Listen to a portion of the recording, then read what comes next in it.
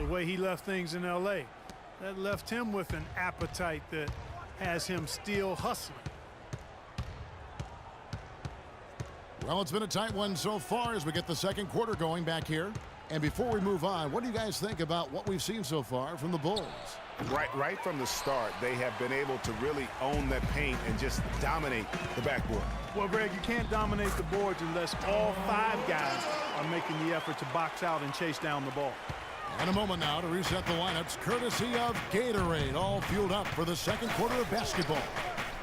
And for Miami, looking who they've got out there. Wade and Dang are the 2 and 3. Johnson is out there with Whiteside, and it's Richardson in at the point. And it's Whiteside off the drive. It's hauled in by the Bulls. And this is why you need good defenders on the interior to contest shots.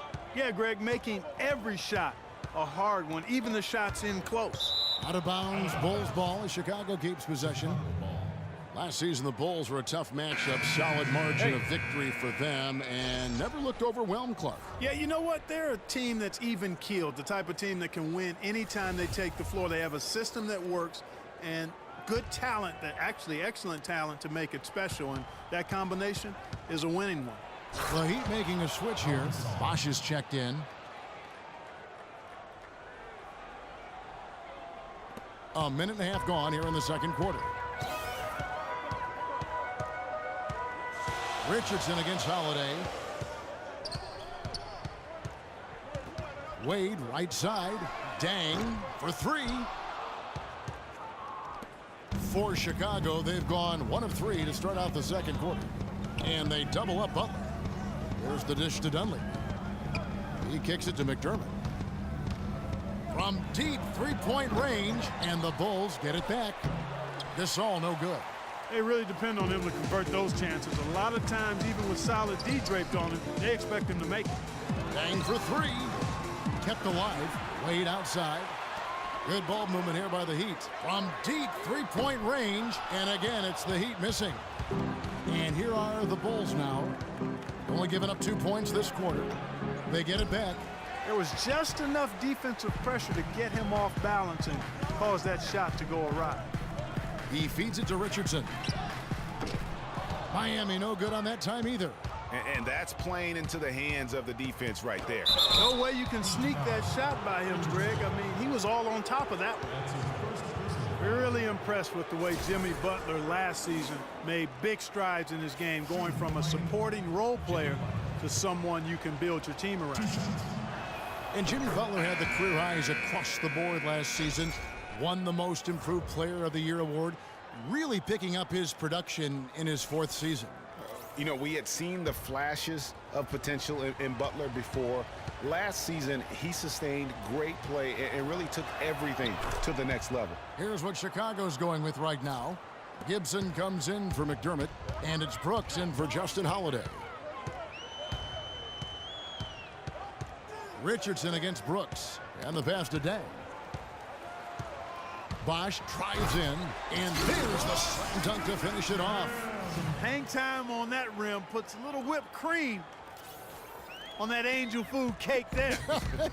It's a tight ball game, and those displays of strength, Clark, can get one team rolling. Agreed. And also the other on its heels. Let's see how this one turns out. Here's Brooks.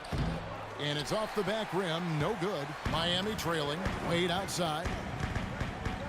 Pulls from the top of the key. Can't get it to go. Some solid defense from Butler. And for the Bulls, they're shooting a pretty pitiful 25% in this game. Offensively, they can't get anything going. Ill-advised shot there, Clark. Yeah, exactly. That was lower than low percentage. The game has been very close in a lot of areas, but rebounding has been the one differentiator thus far. And, Greg, we've seen it time and time again in games. Effort and determination on the glass can make up for a lot of other weaknesses. And a new group getting ready for Miami. Amari Stoudemire is checked in for Bosh. Josh McRoberts comes in for Johnson. Winslow's checked in for Luol Deng. And it's Dragic in for Richardson. So Chicago going with an almost entirely new group here. Joakim Noah, he's checked in for Gasol. Portis comes in for Taj Gibson. Mirotic is checked in for Mike Dunley. And it's Etuan Moore checking in for Jimmy Butler. Easy to see who's going to win that race. Yeah, early offense is often easy offense. Excellent work that time. There's Dragic with the three. Miami no good on that time either. The Bulls leading by 3.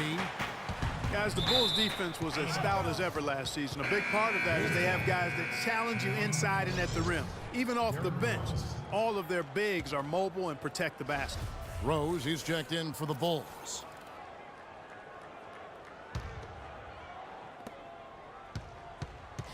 Powered down with both hands.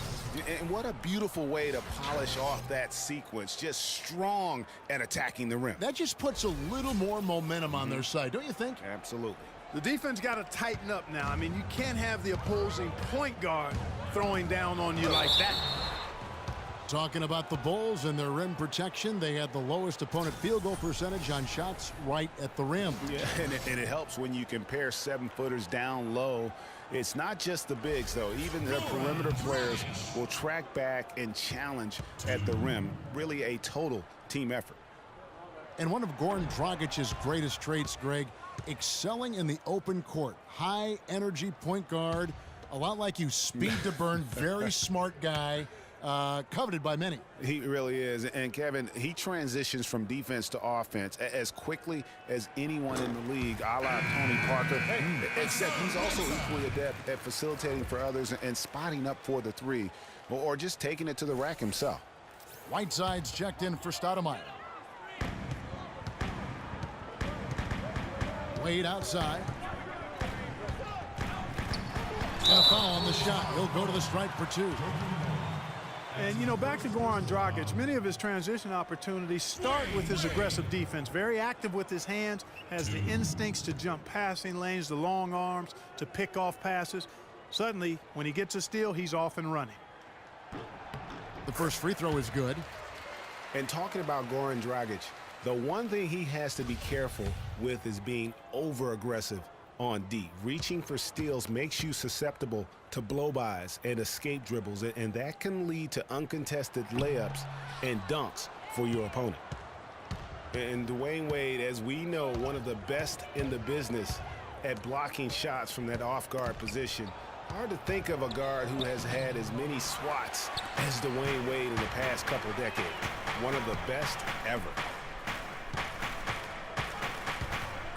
Outside Dragic. From past the arc. No good from Wade. Can't get anything to drop. I mean, the way he's going, it's probably not something he should try and shoot his way out of. Well, they say you should shoot your way out of it, but his teammates probably have other thoughts in mind. The last thing they want to see him doing is continuing to cast that jumper up. And it is good at the buzzer. Wow. And that's a big bonus for him to end the quarter as he just beats the buzzer. That's superb clock management there, maximizing every second of the clock in that situation. Well done. And the first half comes to a conclusion in a game that has been very close so far. Rolls out front.